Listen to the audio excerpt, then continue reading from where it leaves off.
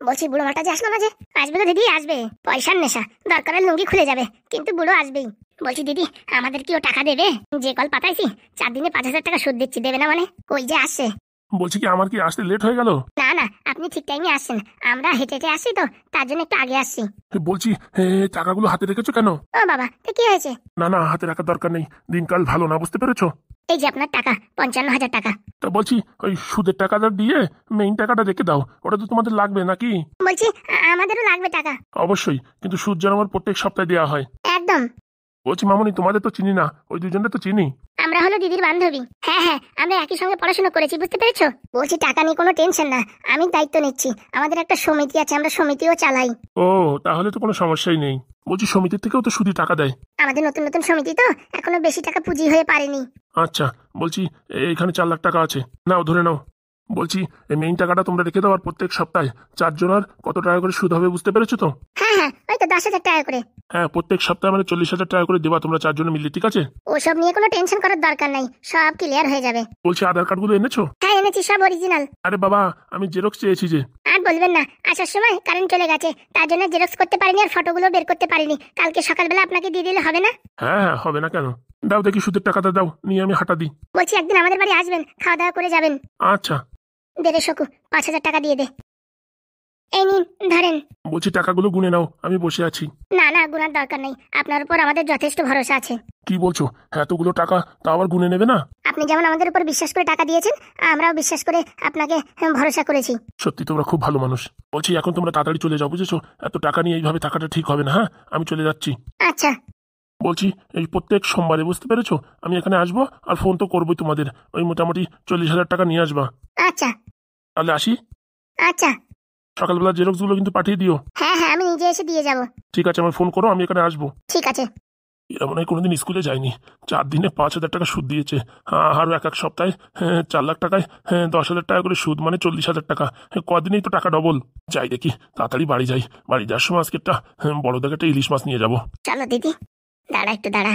বলছি টাকাগুলো পুরো আছে তো? একদম। ওজন থেকে তো মনে হচ্ছে আরো 2-4 টাকা বেশি হবে। বলছি বুড়ো কি ক্যাবলা নাকি? হ্যাঁ, কোনো কিছু ছাড়াই টাকা দিয়ে দিল। বিশ্বাস রে, বিশ্বাস জোগাতে হয়। 50,000 টাকা নিয়ে 4 দিনে 5,000 টাকা ফেরত দিছি না, তাই শুনেই পাগল হয়ে গেছে। বলছি কি, হ্যাঁ, 1 সপ্তাহ পরে কি 40,000 টাকা দেবা? তোর মাথাটা খারাপ আছে নাকি? বলছি এমএলএ বাবুকে একটা মেসেজ দিয়ে দাও। কোনো মেসেজ ট্যাসেজ হবে না, ডাইরেক্ট কল। বলছি তারপর ওনার বউ ধরলে?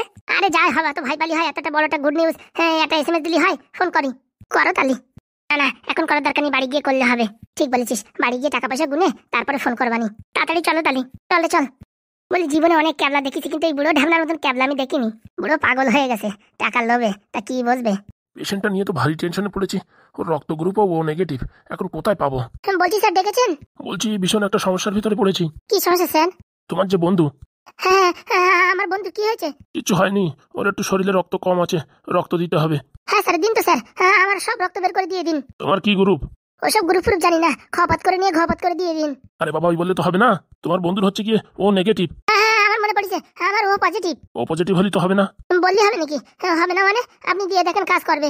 ও নেগেটিভ রক্ত গ্রুপ এখন কোথায় পাই বলো তো? কেন আপনাদের হসপিটালে নেই? আরে বাবা, ও নেগেটিভ রক্ত খুঁজে পাওয়া খুবই দুষ্কর ব্যাপার, বুঝতে পেরেছো? আমি মোটামুটি যত জায়গায় চেষ্টা করেছি, কোথাও নেই, সব মোটামুটি সোল্ড আউট হয়ে গেছে। তাহলে এখন কি হবে? বলছি হ্যাঁ, আপাতত আমার রক্ত দিয়ে চালান, তারপরে পাওয়া গেলে এবার ট্রান্সফার করে দিতে হবে না? আরে বাবা, তুমি এসব কি কথাবার্তা বলো? হ্যাঁ, এ কি মোবাইলের ডাটা নাকি যে ট্রান্সফার করে দেবে? আরে স্যার আপনি কি বলছেন? আমাদের খাওয়া পড়া উঠা বসা সব একসাথে, তাহলে আমার রক্ত কেন কাজ করবে না? আরে বাবা, আর বোঝার চেষ্টা করো, রক্তের গ্রুপ থাকে, সেই গ্রুপ অনুযায়ী না দিতে পারে, পেশেন্টের বিশাল সিরিয়াস অবস্থা হবে, এমনকি মারাও যেতে পারে। না না না না না, তাহলে দেওয়ার দরকার নেই। হ্যাঁ আমি যেখান থেকে পারি গুছাচ্ছি। হ্যাঁ, তুমি একটু চেষ্টা করো, আমি চেষ্টা করছি, আর তুমি চেষ্টা করো। আর অপারেশনের ব্যাপারে কি ভাবলে? হ্যাঁ স্যার, অপারেশন তো করতেই হবে। সেরকম ডোনারও পাওয়া যাচ্ছে না। ও স্যার আপনি টেনশন করবেন না, সব আমি জোগাড় করে দেবো। হ্যাঁ আপনি একটু সময় দেন শুধু। দেখো, রোগীর অবস্থা ভালো না, যত তাড়াতাড়ি পারো তত তাড়াতাড়ি চেষ্টা করো। কেন? হ্যাঁ আমার ফুটোদার কি ভারী কষ্ট হচ্ছে? আরে বাবা, যতক্ষণ সেলাইন ইঞ্জেকশন চলছে ততক্ষণ তো কোনো সমস্যা নেই, কিন্তু সেলাইন ইঞ্জেকশনের উপর কতদিন রাখা যাবে বলো? স্যার একটু সময় দিন স্যার, সব ঠিক করে দেবো স্যার। ঠিক আছে, আর শোনো, ওই কাউন্টারে 10,000 টাকা জমা করে দিও। হ্যাঁ আচ্ছা স্যার, উনি আপনি টেনশন করবেন না, হ্যাঁ হ্যাঁ একদম জমা করে দেবো। এখন 10,000 টাকা নয় দিলাম, এর পরবর্তীতে টাকা চাইলে কোথায় পাবো?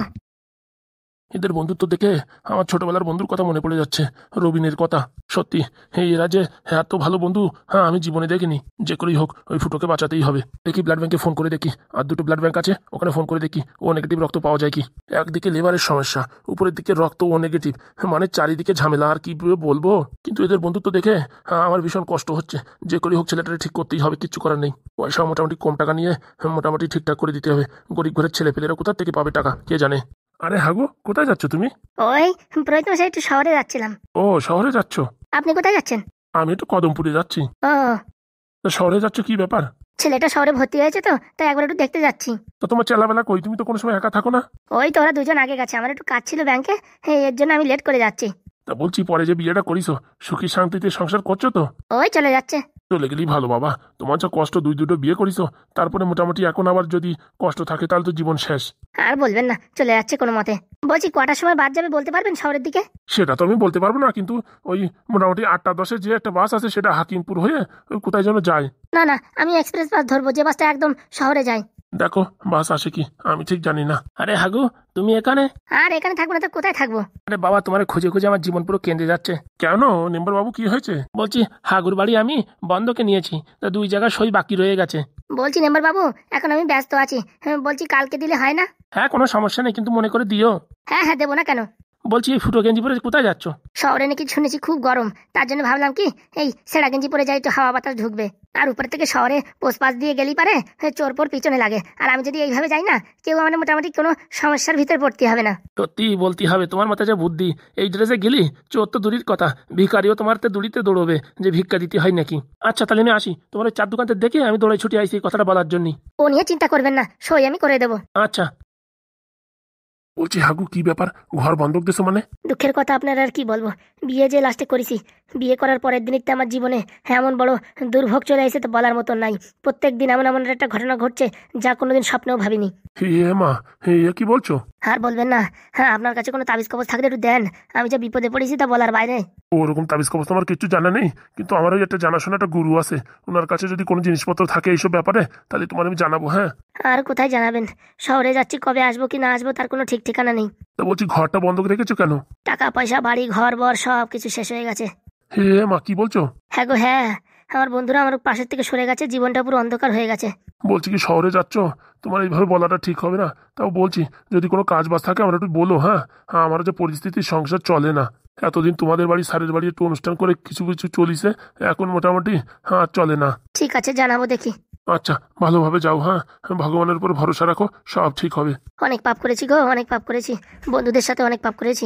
নিয়তি গো নিয়তি, যখন যেটা লেখা আছে তখন সেটা হবেই, কেউ ঠেকাতে পারবে না। কে জানে, হ্যাঁ নিয়তি না আমি করলাম সবকিছু। ঠিক আছে তুমি যাও দেখি, হ্যাঁ তোমার আর কষ্ট দেবো না। হ্যাঁ আচ্ছা। বিকেল গড়িয়ে এলো, হ্যাঁ এখনো হাগু বাড়ি এলো না, কোথায় গেল কে জানে। নির্ঘাত মনে হয় স্যারের বাড়ি গেছে টাকা জোগাড় করতে, না হলে কোথায় যাবে। আর ভাল লাগে না, শুধু শুধু উল্টোপাল্টা কথা বলে দিচ্ছি। এখন সোনার হরিণ হাতের থেকে বেরোয় গেছে, এখন কি করবো আমি কিছু বুঝে পাচ্ছি না। মাথা খারাপ হয়ে গেছিল শুধু শুধু, এখন ভাবছি হ্যাঁ বলাটা ভুল হয়ে গেছে।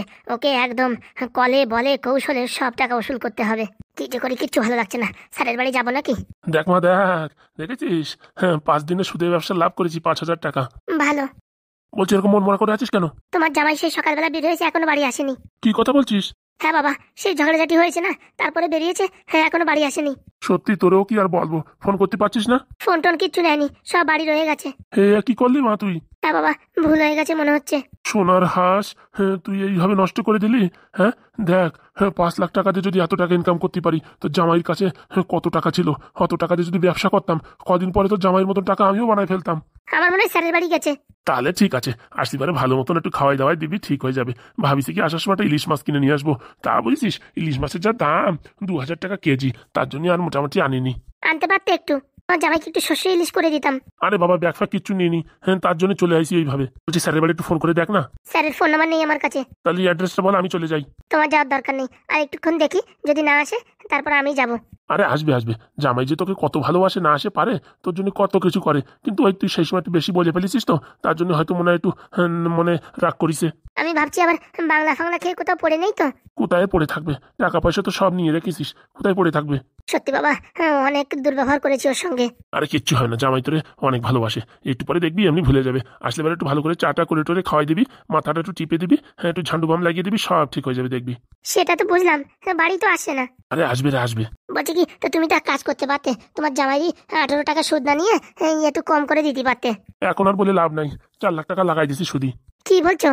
এই থুড়ি থুড়ি থুড়ি 4.5 লাখ টাকা লাগাই দিছি সুদি। সব টাকা একবারে লাগাই দিছো? আরে 50,000 টাকায় যদি 4 দিনই 5,000 টাকা সুদ হয়, তাহলে 4 লাখ টাকায় কত টাকা সুদ হবে একটু হিসাব কর। আরে যাদের টাকা দিয়েছো তাদের তুমি চেনো? চিনি না বাবা, কতদিন ধরে আমার সাথে কথা হচ্ছে। বাড়ি ঘর দুয়ার সবকিছু চেনো? আরে ওদের আধার কার্ড প্যান কার্ড সবকিছু আছে আমার কাছে। দেখাও দেখি। ওই আর কি জেরক্সের দোকানে রাখি আইছি, ভুলে গেছি। তোমার আর কি বলবো, হ্যাঁ, লোকে 10 টাকা নিয়ে ফেরত দিতে চায় না, আর তুমি 4 লাখ টাকা দিয়েছো, এরকম হালকা ভাবে দিয়ে আসলে? আরে কোনো সমস্যা নেই। তুমি একবার ফোন করো। আরে তুই অত অবিশ্বাস করিস কেন? আমার সামনে তো টাকা নিয়ে গেল, 1 টাকা গুনেও নিল না। ওই তো গুনে নেবে কি, ওরা টাকা নিয়ে পালাতি পাল্লি বাঁচে, তার জন্য আর গোনাগুনি করেনি। কি কি কি বলছিস এইসব অলক্ষণে কথা? না তো তোমার মাথায় বুদ্ধি নেই? 50,000 টাকায় 4 দিনই কেউ 5,000 টাকা দেয়? কি কি কি কথা বলছিস? 18% সুদ হলেও 50,000 টাকা 4 দিনই কোনোদিন 5,000 টাকা সুদ হয়? হে বাবা, হ্যাঁ, আমি ভুল করলাম না তো? তুমি এক্ষুনি ফোন করো। আপনি যে নাম্বারে ফোন করছেন সেটি এখন নেটওয়ার্ক পরিষেবার বাইরে আছে, অনুগ্রহ করে কিছুক্ষণ পরেই ফোন করুন। হয়ে গেছে, সব কেলো হয়ে গেছে। আরে না মা, ফোন লাগবে একটু। আমার কথা হয়েছে, ওদের বাড়ির ওখানে মানে সিগন্যাল নেই, একটু পরে মেসেজ আসলেই ফোন করবে। তুমি ওই নিয়ে পড়ে থাকো। আরে এইসব উল্টোপাল্টা বলে আমার ব্লাড প্রেশার বাড়াস না। আমি দেখে শুনে সবকিছুই দিছি, তুই ফালতু ফালতু এইসব কথা বলিস না। যদি লস খাও তখন দেখো। এইসব কুলক্ষণে কথাবার্তা বলবি না তো, হ্যাঁ? সাত সকালে জামাইয়ের সাথে ঝগড়া করেছিস, আর এখন আমার কুলক্ষণে কথাবার্তা বলছিস। হ্যাঁ, এখন আমার উপর দোষ দিচ্ছ। শোন, তুই অত জ্ঞান দিস না। তুই আমার মেয়ে, বুঝতে পারছিস? আমি তোর বাপ, আমি হচ্ছে হরিধর, আমি অত কাছে কাজ করি না। ঠিক আছে, ভালো হলে তো ভালো, আর যদি টাকা চলে যায় তখন দেখো। তুই অত ঘন কথা না বলে তোর স্বামীরই খোঁজ। সকালবেলা যে খিস্তি খামারে দিছিস, সোনার হাঁসটাতে বাড়িতে বের করে দিছিস, যা খোঁজ। আর ভাল লাগে না।